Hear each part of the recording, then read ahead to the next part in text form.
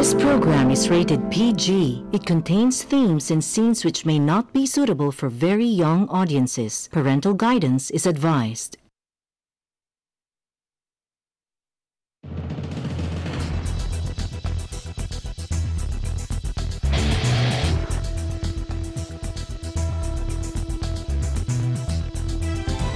We're working to connect a region of over 600 cultural bridges between our lands.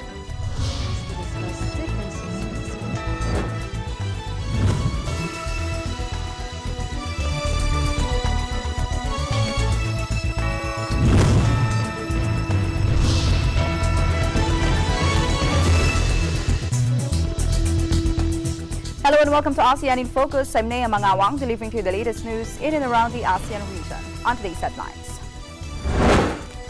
12 people, including 10 Abu Sayyaf bandits and 2 soldiers, died in an hour-long firefight in Sulu early Monday. In Indonesia, 2 people on a motorbike carried out a suicide bombing at a police headquarters in Surabaya. And new Malaysian Prime Minister Mahathir Mohamad vowed to review a controversial law against fake news.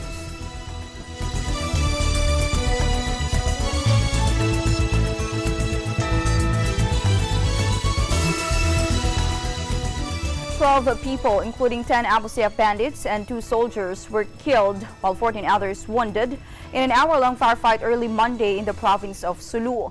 Joint Task Force Sulu Commander Brigadier General Cirilito Sobehana said the firefight broke out around 6:15 a.m. in Sichokan Alas, Barangay Tanum, Patikul, Sulu. Sobehana said the troops were on security operations aimed to rescue the kidnapped victims when they clashed with a combined group of Abu Sayyaf bandits. Sobehana said the bandits that figured in the firefight were followers of Abu Sayyaf sub-leaders Hatib Hajan Sawadjaan, Idang Susukan, Injam Yada, and Ben Tato. He said the firefight lasted for about 1 hour, after which the Abu Sayyaf bandits fled to different directions. He said 4 of the 10 slain Abu Sayyaf bandits were positively identified as Amatala Taha Sawadjaan, the younger brother of Hatib, Long Abraham, and a certain Abu Red. He said 2 of the 14 wounded were Abu Sayyaf members, namely Ben Quirino alias Abu Ben Tato and Adzren Sawadjaan. Sobehana did not identify the 2 slain and 12 wounded soldiers, except in saying they belong to the Army's 5th Scout Ranger Battalion. He said the troops have recovered from the clash site 1 M16 Baby Armalite rifle, bomb-making components including canisters of ammonium nitrate, cellular phones, batteries, and electronic mechanism. The Sulu-based Abu Sayyaf bandits are still holding captives 12 hostages, including 5 foreigners. The hostages included 3 Indonesians, 1 Vietnamese, 1 Dutch, and 7 Filipinos. 2 people on a motorbike have carried out a suicide bombing at a police headquarters in Surabaya a day after a wave of deadly blasts in the Indonesian city. Police officers were injured in the explosion, which occurred at 8:50 local time, but the extent of casualties was not immediately clear. At least 13 people were killed in bomb attacks on 3 churches on Sunday. The Islamic State group has said it was behind those attacks. Authorities said they would provide more details about the latest attack at a briefing later. Meanwhile, it was still unclear whether the attacks in a police headquarters in Surabaya were connected to a church suicide bombing committed by one family. In those, a mother and 2 daughters blew themselves up at a church, while the father and 2 sons targeted 2 others. The bombings at 3 churches in Surabaya were Indonesia's deadliest for years, as the world's biggest Muslim-majority country grapples with homegrown militancy and rising intolerance towards religious minorities. A further 3 people were killed and 2 wounded when another bomb exploded at an apartment complex in Surabaya, Indonesia's 2nd largest city, just hours later. There was no immediate claim of responsibility. National Police Chief Tito Carnavian said the church bombers, a mother and father, 2 daughters aged 9 and 12, and 2 sons aged 16 and 18, were linked to local extremist network Jamaah Ansharut Daulah, which supports IS. Local media reports say they may have returned from Syria, where hundreds of Indonesians have flocked in recent years to fight alongside IS in its bid to carve out a caliphate ruled by strict Islamic law. Karnavian said the mother, identified as Puji Kuswati, and her two daughters were wearing niqab face veils and had palms strapped to their waists as they entered the grounds of the Christian Indonesia Diponegoro Church and blew themselves up. The father, Jadsel leader Dita Priyanto, drove a bomb-laden car into the Surabaya Center Pentecostal Church while his sons rode motorcycles into Santa Maria Church where they detonated explosives they were carrying. The group, led by jailed radical Aman Abdurrahman, has been linked to several deadly incidents, including a 2016 gun and suicide attack in the capital, Jakarta, that left 4 attackers and 4 civilians dead. That was the first assault claimed by IS in Southeast Asia. In Malaysia, Prime Minister Mahathir Mohamad vowed to review a controversial law against fake news, hurriedly passed before the elections and seen as aimed at critics of his scandal-tainted predecessor. The law, passed in early April, makes the deliberate spread of false information punishable by up to 6 years in jail and a hefty fine. It has sparked outrage from rights groups who believe the law could be used to crack down on dissent, especially criticism of then Prime Minister Najib Razak ahead of the May 9 vote. Mahathir said the law would be reviewed to give a clearer definition of fake news. Mahathir himself was criticized for clamping down on the media during his earlier term as premier. But he said in his speech Sunday his government would not restrict the press even if they came up with news the government found uncomfortable. But the 92-year-old, the world's oldest elected leader, added that action would be taken if false news was disseminated with the intention to cause chaos. Under Malaysia's controversial fake news law, anyone convicted of disseminating false content can be jailed for 6 years or fined up to 500,000 Malaysian ringgit or $128,000 or both. The laws were introduced in April, just over a month before the general election. Still in Malaysia, scandal-ridden former leader Najib Razak was hit with a travel ban Saturday. As speculation mounted, he was about to flee the country following his shocked election loss in a possible bid to avoid prosecution over a massive financial scandal. Speculation had been mounting that Najib, who has been embroiled in a massive scandal related to State Fund 1 MDP, might try to flee the country as Mahathir pledged to investigate the controversy. As the image of the leaked manifest for a flight to Jakarta spread like wildfire online, Najib insisted in social media posts he was planning only a short break overseas to rest after the election and would be back next week. Najib said in a tweet, quote, "I have just been informed by the Immigration Department of Malaysia that my family and I are not allowed to go abroad. I respect the decision and I will remain in the country with my family." End of quote. When asked if he instructed the Immigration Department to impose a travel ban on former Prime Minister Najib Razak and his wife, Prime Minister Mahathir said yes. He said there is sufficient evidence for an investigation into things done by the former Prime Minister, adding that the rule of law will apply. Anwar Ibrahim's wife, Wan Aziza Wan Ismail, says the Malaysian king's pardon of the jailed politician is very important for him to actively participate in political life, following Mahathir Mohamad's shock defeat of the long-ruling Barisan National Coalition. Take a listen. The pardon is very important for him to actively participate in political life in Malaysia. If not, he will have been barred for another 5 years. We went through this together. This is how Anwar feels, that this part of the movement, whatever he started 20 years ago, has actually brought success and a feeling of macam a victory. I am very happy to note that when I met my husband, he was in jubilant mood that after all those years that he followed the events of the new Prime Minister being sworn in and how the winning of Pakatan Harapan, that we have created history. Malaysia's king has agreed to pardon Anwar Ibrahim immediately, the country's newly installed Prime Minister said Friday, paving the way for the jailed leader to return to politics and potentially become premier. Mahathir's reconciliation with Anwar has been one of the most remarkable aspects of an electrifying election race. Anwar was a senior figure in government and Mahathir's heir apparent until the pair dramatically fell out. Mahathir sacked Anwar in 1998 over political differences, and he was subsequently jailed on charges of sodomy and abuse of power in a case widely condemned as politically motivated. Anwar was jailed again during the Najib's rule. He was already slated to come out of prison in June. ASEAN in Focus will be right back. Please stay with us.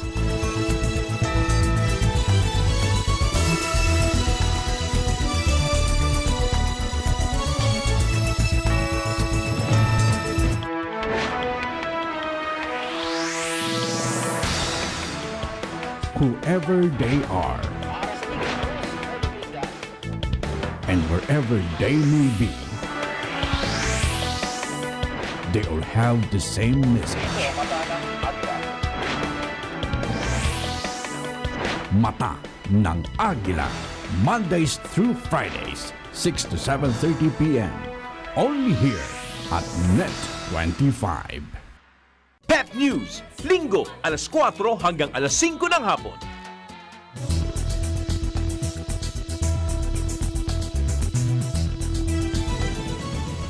Welcome back. Police clashed with protesters at a Yangon rally where activists demand peace in crisis-torn Myanmar.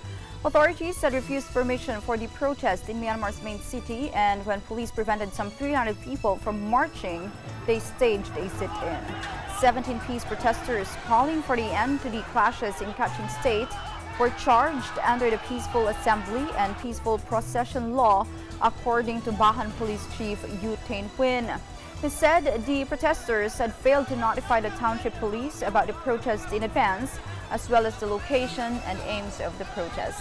Also, the protest had disturbed citizens, so the police charged them under Section 20 of the Peaceful Assembly and Peaceful Procession Law. As conflicts intensified between the Tatmadaw and the Kachin Independence Army in northern Kachin, youths from Yangon's Tamwe Township staged a peaceful protest calling for the end of the clashes and to provide assistance without restriction to internally displaced people. The protest group comprised around 50 members, and its leaders planned a peaceful march from Ocean Shopping Center in Bahan Township to Maha Bantula Park. Police blocked and dispersed the protesters in front of the shopping center. 9 protest leaders, 5 men and 4 women, were arrested by police but were released a day later after they were charged. Meanwhile, the Philippine Navy Flag Officer in Command, Vice Admiral Robert Empedrad, disclosed in an interview Sunday that once installed and fully operational, the Israeli-made Spiker surface-to-surface missiles will be useful in protecting the country's vast maritime territories and sea lanes of communications. The weapons, which are now undergoing integration on 3 of the Navy's multi-purpose attack crafts, will greatly deter shipborne intruders trying to violate the country's waters. The Spiker missiles, along with its launchers, arrived on the 3rd week of April. It is the first missile system to be acquired by the Philippine Navy. These missiles are capable of penetrating 39 inches of rolled homogeneous armor and has a range of 8 kilometers. The Navy has 9 MPACs in inventory, with another 3 units planned. 3 of the above-mentioned craft are now being fitted with the Spiker missiles and its launchers. These naval craft were activated in May 22, 2017 and were manufactured by Subic-based PropMech Corporation for 270 million pesos. In Vietnam, the Vietnam Inland Waterway Administration has proposed the Ministry of Transport consider and invest in 3 waterway transport projects in the Mekong Delta under Public-Private Partnership or PPP form. The first is the upgrading of an 86 kilometers stretch of the Ham Luang River to allow passage of vessels of up to 5,000 DWT. The project also involves construction of a transit port and a 2,000 square meters warehouse by 2020. In 2030, 1 more transit port and 4,000 square meters of warehouse will be built. Total cost is estimated around 500 billion Vietnamese dong or $21.9 million. Meanwhile, the construction of the Meituan Ferry Port in Tiangiang Province and that of Tan Chau Port in An Giang Province are expected to cost 20 billion Vietnamese dollars and 25 billion Vietnamese dollars, respectively. We'll be back after this break. Stay tuned.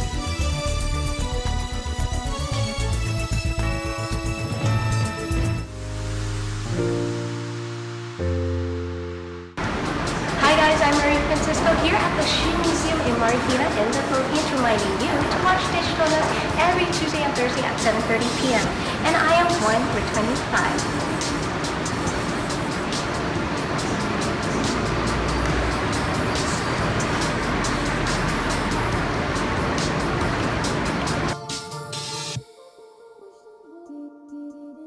25. Landmarks, Linggo, alas 6 hanggang alas 7 ng gabi.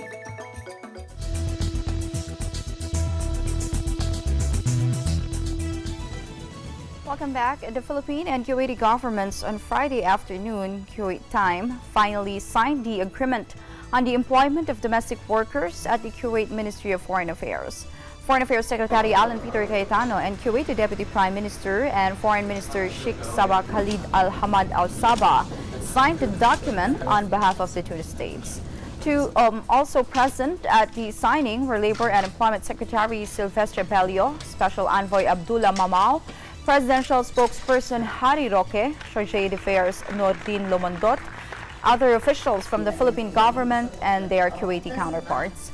Earlier, Bello said the Memorandum of Agreement contains a contract of employment template where the provisions particularly stated by President Rodrigo Duterte are enumerated.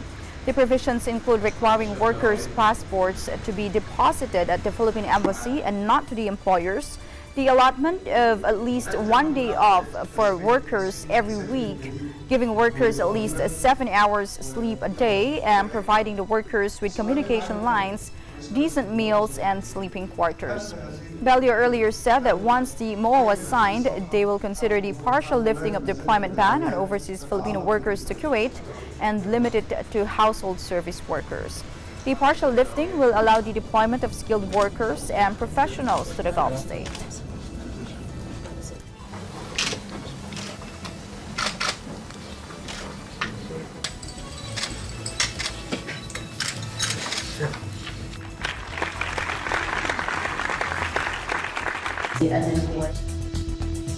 Meanwhile, President Duterte has exempted travelers going to any destination in the Brunei Darussalam, Indonesia, Malaysia, Philippines, East ASEAN Growth Area or BIMP-EAGA from paying travel tax. This after Executive Secretary Salvador Medialdea, by the authority of the President, signed Memorandum Circular Number 23, which was released by Malacanang on Thursday. The order renews the travel tax exemption policy for travelers departing from all international airports and seaports in Mindanao and Palawan to any BIMP-EAGA destination. This was signed for reasons of national interest and in order to sustain and accelerate economic development in Mindanao and Palawan. It was also signed as recommended by the House of Representatives pursuant to House Resolution Number 78 dated December 6, 2017. Under the memorandum order, the travel tax exemption shall be granted for a period of 5 years from the effectivity of the order. Finally, on today's program, 3 red pandas nicknamed Jackie Chan, Bruce Lee, and Peace, who survived being trafficked from China into Laos in cat-sized crates, are making a new home for themselves in a wildlife sanctuary in the hills of the tourist town Luang Prabang after they were rescued in January. Take a look. They've been found in the minivan, where supposed to be the minivan running for the service of the carrier staff from China to Laos on doing the train trail. And when they first found, there were 6 of them together, and then they calling Feeder Bear to help on taking care. Since we first meet them, 3 of them, the condition is not really well, and we already think they kind of will be passed away. And then we try to do is very hard to save their life. And the only 3 of them now really living alive, and it belongs to our care. But now where they are living, it's just temporary, because we don't have the enclosures or where they are living yet. But we have some private donor who gonna give us some money that we can start construction and provide them more good care, living better than this. This animal is the first time being found in Laos, and we not really know exactly where they're gonna be going to, but many people thought it's kind of like part of the pet trash that want to. Landak Lao is a key transit hub in the illegal and lucrative global trade in wildlife, sharing borders with Thailand, Cambodia, Vietnam, and China. And that is the latest news in the Southeast Asian nations. Stay updated about the ASEAN region. I'm Nea Mangawang, always one with 25.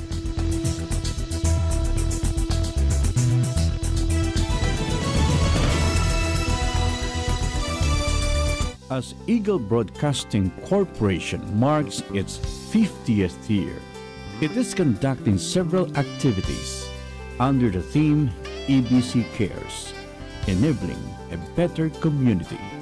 Health and nutrition are key factors on child's learning and well-being. EBC's feeding program encourages the community to combat malnutrition among children and ensure them a healthy future. EBC's cleanup drive and citronella planting hopes to help the community in caring for environment and preventing diseases such as dengue. EBC's public service program, Paglilingkod sa Bayan, Serbisyo para sa Mamamayan, has opened its doors to government agencies so more people can avail of these services. EBC's blood donation program and medical mission continue to spearhead life-saving projects, and EBC's livelihood seminar teaches and guides those who want to have additional income and business. EBC Cares, serving the people in these interesting times.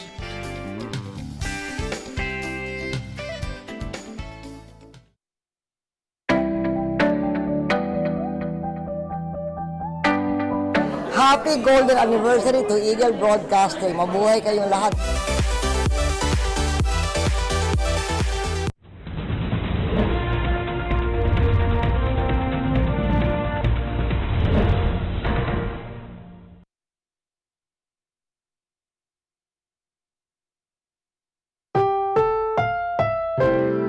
Ang susunod na programa ay Rated G. Ito ay pwede sa lahat ng manonood. Halina't magsaya sa mga pasyalan at amusement parks dito sa amin. Tara na!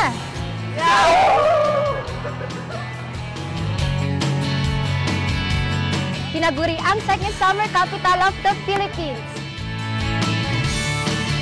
Inyong tikman ang matamis na pinya dito sa aming malawak na bukurin. Kapag malamig ang panahon, masarap ang ulalo! Maging dito sa aming lungsod nagagandahang gusaling sambahan ng Iglesia ni Cristo ang makikita nyo rito. Welcome po kayo sa Tagaytay City! Taga rito kami! Wow!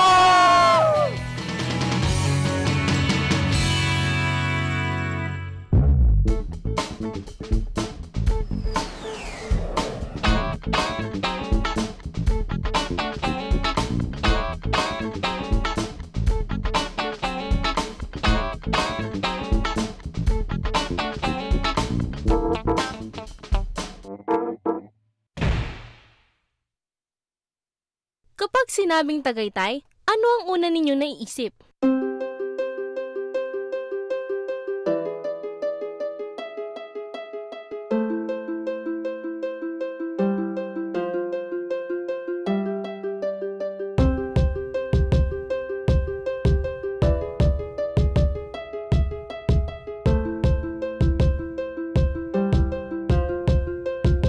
Sa nakaraang episode, ang huling tourist destination na ating pinuntahan ay sa isang kilalang hotel.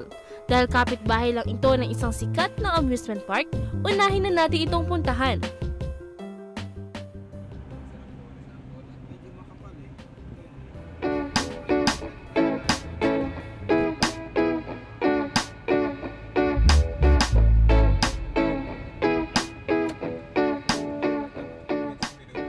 Pinakasikat na amusement park dito sa Tagaytay ay ang Sky Ranch, kung saan may experience ninyo ang iba't ibang klase ng mga rides na tsak na mag-e-enjoy kayo. Ready na kayo? Ready na kami!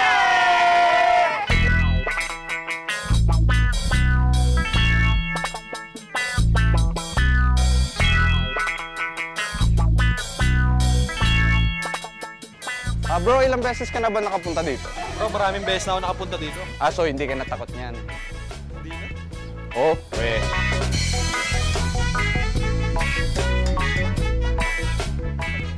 Oh, kala ko ba hindi ka natakot? Hindi naman ako takot, bro eh. We.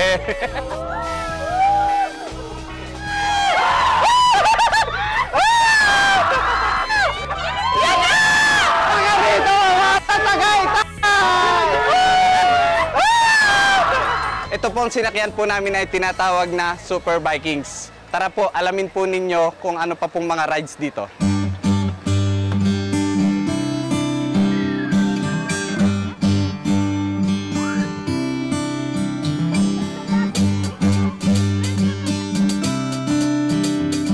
Iba talaga kapag sama-samang namamasyal, nakakabawas ng kaba. Ang isa sa mga nakaka-thrill na ride dito sa Sky Ranch ay ang Drop Tower. Dito po sa Drop Tower, unti-unti po tayong